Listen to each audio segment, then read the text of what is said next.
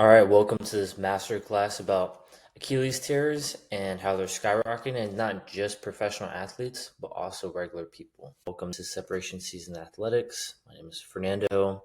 This is going to be a short master class just to get you more educated on strengthening your Achilles, specifically for athletes or anybody else dealing with Achilles issues. So over the past 20 and 30 years, Achilles tendon ruptures have been increased from 28 to 87% globally, not just in professional athletes like how we saw in the NBA during the playoffs this year, but it's usually in non-professional athletes. So who is this masterclass for? Well, of course it's for athletes, but it's also for weekend warriors or anybody else dealing with Achilles pain. Who am I? I help clients reduce pain, rebuild strength, and keep them moving without fear of injury through training exercises and also recovery. So let's get into the topic. The 3 pillars for an injury-free Achilles. First, it's all about a strong foundation. 3 parts of the strong foundation are flexibility, strength, and recovery. Each one of them are important, and not one is more important than the other. Having all 3 of them combined helps having the strong foundation, but if you have one or the other, you might have some cracks or weaknesses in it. So let's talk about strength and flexibility. Both of those combined create something that's called mobility. Mobility is basically where you're strong in a given range of motion, right? So let's say for Achilles specifically, we have strength in a stretched position. So we have the flexibility to be in that position, but then we also have strength in that position. And this is actually the position that a lot of Achilles tears happen. And that's due to not having either the flexibility to get in that position and not being used to it, or the strength. Okay. The second thing is recovery. Poor recovery increases chances of injury by 60%, and the best way to recover is through sleep. So let's go over the first line of defense for an Achilles injury, which is flexibility. We have 2 pictures here. One on the left would be poor range of motion in the ankle, and on the right would be pretty good range of motion in the ankle. Okay, this is called ankle dorsiflexion, and actually it's been shown in studies that the more ankle dorsiflexion you have, the less likely you are to get a lower body injury in general. But how can we do this? Many basketball players wearing thick-soled shoes have poor ankle flexibility compared to many other sports. So here are 2 stretches with a protocol that we can use in order to basically increase ankle range of motion, which will then decrease chances of lower body injury. So one is going to be the bent knee stretch, and another is going to be your leg is straight. Okay, when you bend your knee, you're specifically stretching mostly the ankle and the muscle called the soleus, which is a lower part of the calf muscle. Okay, when you have your knee straight, you're stretching the upper part, which is called the gastrocnemius. And by combining both of these, we kind of have, taking out both of the possibilities of, the limiting factor for range of motion in the ankle. Because if we remember that, Tyrese Halliburton, he actually had a calf strain before he had his Achilles rupture a couple games later, I believe, if not 1 or 2 games later, So how do we do this? This is a pre-training flexibility protocol, 4 times 8 plus 15. Very simple. This is called a P&F stretching sequence, okay? So basically on either one of these stretches, you would do the same thing. Basically what you're going to do is once you get into the range of motion and the stretch, you're going to push down with your foot. By pushing down, you're going to activate the muscle that we're trying to stretch, okay? So we're pushing down for 8 seconds. After an 8-second hold, we want to relax that push and then go into further range of motion and further stretch. So how this would look is as we push down here, 8 seconds, we relax, I come back, and I come more forward, pushing my knee more forward over the toe, but also keep my heel down. And now position, and then we do 8 seconds again. We keep on doing that for 4 times. The biggest thing is after each one of them, relax and sink deeper into the stretch, okay? After these 4 rounds, on the final round, we do a 15-second stretch, but we bring our toes up to us. So in the beginning 4 rounds, we were doing our toes down into the platform, okay? But on the final one, after the 8 seconds, we're doing 15 seconds toes up. How it would look, 8 seconds on the way down, pushing into the bench, relax, deeper stretch, deep stretch. 2 more of those, 8 seconds, relax, deeper stretch. Last one, 8 seconds, relax, deeper stretch. And we're pushing down the whole time. On the final, after the 8 seconds on the final one, we're keeping that same range of motion, but we're bringing our toes up. So we're holding that same the deepest stretch position, and now we're bringing our toes up as much as we can for 15 seconds, which is stretching right here, directly here. So how it's broken down is basically in the beginning, we're activating that muscle, the same muscle we're trying to stretch, trying to activate it, letting it relax after each activation. So it allows us for a deeper stretch. And then on the final one, we stretch it ourselves, toes up for 15 seconds, okay?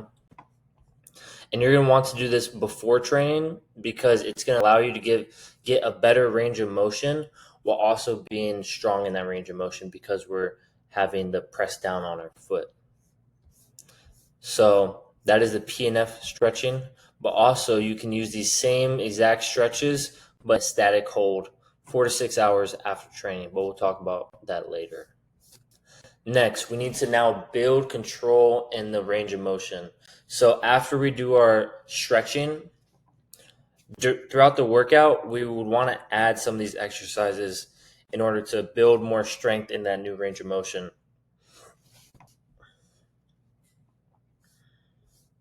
So how it's broken down is 4 different exercises. Each one is going to target the calf and the Achilles in a different way. So we have the donkey calf raise, the standing calf raise, the seated calf raise, and then the tibialis. One big important thing is you're going to want to actually do these unilateral or one leg at a time, especially in the beginning when you're trying to build a strong foundation. So the donkey calf raise has actually been shown to be the best calf raise for working on the gastrocnemius while also working on the soleus. But the positioning is difficult, especially if you don't have a machine. So this is probably one of the MacGyver ways to set it up.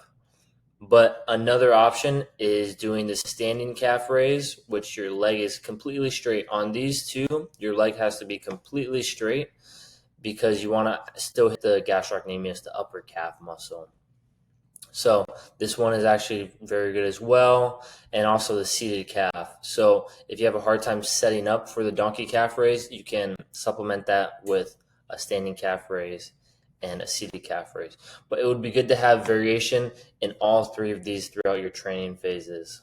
Finally, working the tibialis, or the opposite side of the calf, is going to help allow greater range of motion in dorsiflexion, because these are the exact muscles that bring your toes closer to your shin, right? Just like in the stretching that we were talking about earlier, bringing on the last 15 seconds, bringing our toes to our shin, that's your tibialis working actually.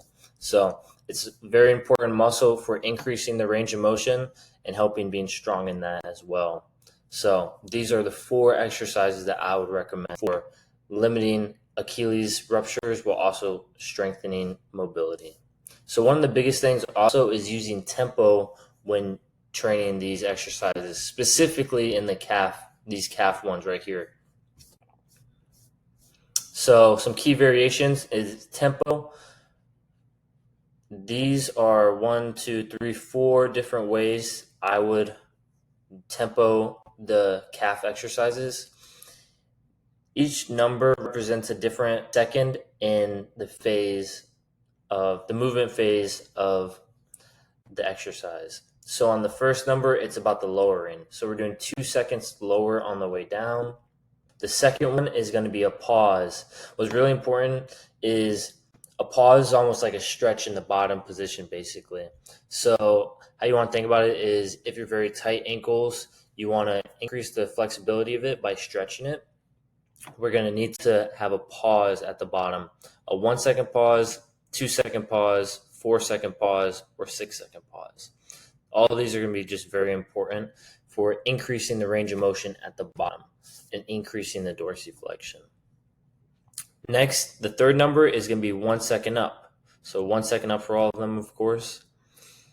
And then finally, the last number is if there's a pause at the top of the exercise. Okay, so we have a 1 second pause here, a 2 second pause here, a 2 second pause here, and no pause at the top. So each one of these, so for the first one, 2 seconds down, 1 second pause, 1 second pause up, or 2 seconds down, 1 second pause, 1 second up, 1 second pause at the top. For this one, 2 seconds down, 2 second pause at the bottom, 1 second up, 2 second pause at the top. This one, 2 seconds down, 4 second pause at the bottom, 1 second up, 2 seconds at the top. Each rep, this is each rep, by the way. And then 2 seconds down, 6 second pause at the bottom, 1 second up, and no pause at the top. So all these are going to be very important while also having some variety in the calf training you do throughout your training phases and your workouts. Also having different tempos is going to be very important.